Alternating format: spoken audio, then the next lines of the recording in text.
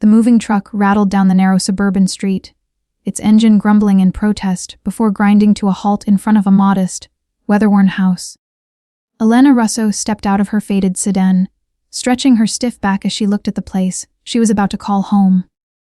It wasn't much. White paint chipped from the shutters, weeds crept across the small front lawn, and the porch railing leaned as though it had grown tired of holding itself up. But to Elena, it was more beautiful than any mansion. This house was freedom. Beside her, Lucas scrambled out of the back seat, clutching his battered superhero backpack. At 6 years old, his boundless energy was a force of nature. He raced to the front steps and turned back with a grin that made Elena's heart ache. "Mom, it's got a porch! Can we put a swing here?" Elena smiled, brushing a lock of hair from her face. "Maybe one day. First we unpack, okay?" He nodded solemnly, as if she'd handed him a sacred mission, before darting back toward the movers unloading boxes from the truck. Elena's eyes roamed the neighborhood. It was quiet, lined with maple trees, just starting to turn amber with the season. A couple across the street peeked from behind their curtains, whispering. Another neighbor waved politely before disappearing back inside. Most faces were curious, but cautious, as if measuring the newcomer. Then her gaze fell to the house at the end of the cul-de-sac. It was different. Larger, elegant, perfectly maintained. The lawn manicured with military precision. Dark cars gleaming in the driveway. Men in suits lingered near the entrance, their movements sharp, purposeful. Not the kind of idle loitering one expected in suburbia. And then she saw him, Dante Romano. He stood on the wide stone porch like a king surveying his empire. Tall, broad-shouldered. His dark shirt rolled at the sleeves revealed strong forearms inked with faint tattoos. Even from a distance, Elena could see the sharpness in his features. Eyes that seemed carved from steel, a mouth set in a line that rarely softened. A cigarette glowed between his fingers as he exhaled a curl of smoke, his gaze sweeping the street until it landed squarely on her. For a heartbeat, Elena froze. His eyes pinned her, dark and unflinching, as though he could see past her guarded expression, past the tired smile she wore for Lucas' sake, past the walls she'd built around her heart. She looked away quickly, forcing herself to pick up a box from the trunk. The last thing she needed was trouble, and Dante Romano radiated nothing but it. One of the movers passed behind her, muttering under his breath. "Don't stare too long," he warned his partner. "That's Romano's house." Elena caught the name, her pulse quickening. She didn't know who Dante Romano was, but the way the man said it, low, edged with fear, told her enough. Inside the house, the air smelled faintly of dust and old wood. Elena set the box down in the living room, glancing around at the cracked walls and sagging curtains. It wasn't perfect, but it was theirs. After years of running, from bills, from heartbreak, from a life that had crumbled faster than she could rebuild, this house meant safety. "Mum," Luca's voice rang from the porch. "Can I ride my bike in the street?" "Stay close," she called back, peeking through the window as he zipped down the sidewalk. Relief and pride mixed in her chest. He finally looked like a child again, carefree and laughing. But her relief faltered when she noticed Dante still on his porch. Cigarette burned nearly to the filter, his gaze lingering on her son. Not threatening, not unfriendly, just watching. Elena's hands tightened on the window frame. Whatever his story was, whatever power he held over this street, she silently vowed to keep Luca far from it. What she didn't know was that Dante had already noticed her long before she noticed him. And something about the woman with weary eyes and the boy with the superhero backpack stirred an unfamiliar unease in his chest. He didn't know why, but he couldn't look away. The following morning, the street was still damp from a light overnight rain. Elena was already outside, sleeves rolled up, as she wrestled with the stubborn engine of her old sedan. She needed it to work. Her job interview at the local diner was only hours away. She turned the key again. The car sputtered, coughed, and died. "Come on," she muttered, smacking the steering wheel. From across the yard, a voice cut through the quiet, deep, controlled. "You're flooding it." Elena startled, looking up. Dante Romano leaned casually against the black wrought iron fence separating his pristine yard from hers. He wore a dark jacket over a fitted shirt, the morning light catching the edge of his sharp jaw. His cigarette smoke curled lazily in the damp air. Her heart gave an unexpected thump. "Excuse me." He flicked the cigarette away, his gaze never leaving hers. "You're pressing too hard on the gas. Old engine like that, you gotta be patient." Elena straightened, brushing her hands on her jeans. She hadn't asked for his advice, but something about his tone, confident, faintly amused, made it hard to ignore. "I'll manage, thank you." She popped the hood, leaning over to inspect the mess of wires and metal. Before she could protest, he was already moving.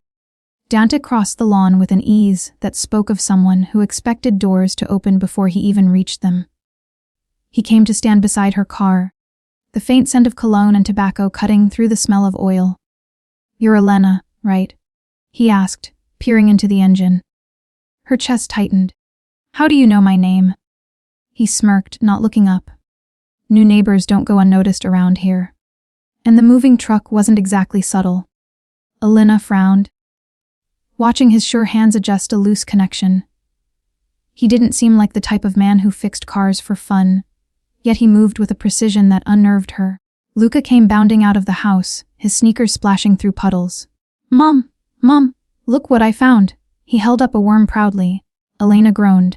"Not inside." "Luca." Dante glanced at the boy, and something in his expression shifted. The hard line softened, just slightly, as Luca trotted over, fearless. "Hi," Luca said brightly. "I'm Luca. Do you live next door?" Dante crouched down to his level, his dark eyes locking on the boy's. "Yeah.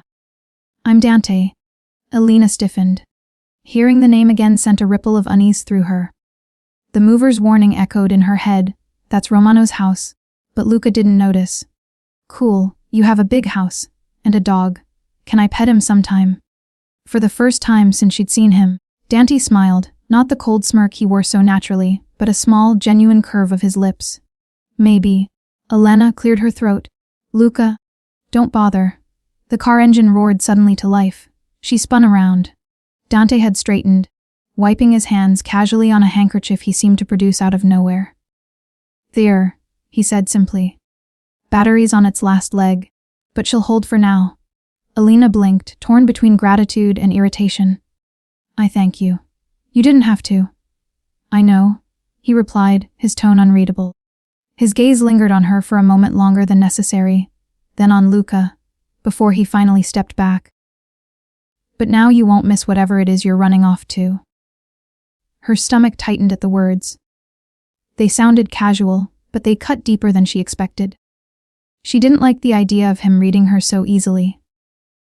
"I don't know what you think you see, Mr. Romano," she said carefully, "but I'm not looking for handouts. Or trouble." His eyes glinted, amused by her sharpness. "Relax, Elena. Just being neighborly." And with that, he turned and walked back to his house, as if the conversation was over. Elena stood frozen, Luca tugging at her sleeve. She wanted to shake off the encounter, to dismiss the strange pull in her chest. But as she watched Dante disappear behind the heavy front door of his immaculate home, she couldn't ignore the truth. Dante Romano wasn't just a neighbor. He was a storm waiting on the horizon, and she had no idea how close it would come to her doorstep. The afternoon sun spilled over the neighborhood, chasing away the morning's gray drizzle. Elena was unpacking boxes in the living room, humming softly to herself as she tried to make the space feel like home. From outside, the sound of Luca's laughter drifted in, light and carefree. She smiled. That laugh was the reason she'd uprooted everything. But when she glanced through the window, her smile faltered. Luca wasn't alone. Across the yard, in the shadow of the wrought iron fence, Luca was crouched beside a massive German shepherd, petting its fur as if it were the friendliest creature in the world. And standing just a few feet away, watching with arms folded, was Dante Romano. Elena's pulse jumped. She hurried outside. "Luca?" she called, her voice sharper than she intended. "What did I say about wandering off?" The boy looked up, confusion clouding his wide brown eyes. "But Mom, he let me pet his dog. His name's Caesar. He's so cool." The dog's ears perked at the sound of his name, tail wagging as if Luca had already won him over. Elena's gaze flicked to Dante. He was leaning casually against the fence, sleeves rolled to the elbow. the faint ink of tattoos peeking along his forearm. His expression was unreadable, but his eyes never left hers. "He's harmless," Dante said, nodding toward the dog. "At least when he wants to be." Elena crossed her arms. "That's not the point, Luca," inside. "Now." Luca pouted, looking between her and Dante. "But Mom." "No, Luca." Her tone left no room for argument. With a defeated sigh, the boy shuffled toward the porch, glancing back at Caesar longingly before disappearing inside. Elena exhaled, turning to face Dante. "I don't appreciate my son bothering you." His brow arched slightly, as though her words amused him. "He wasn't bothering me." Her lips pressed into a thin line. "Still, I'd prefer if you didn't encourage him." Something flickered in his gaze then. Not offense, not anger, but something harder to place.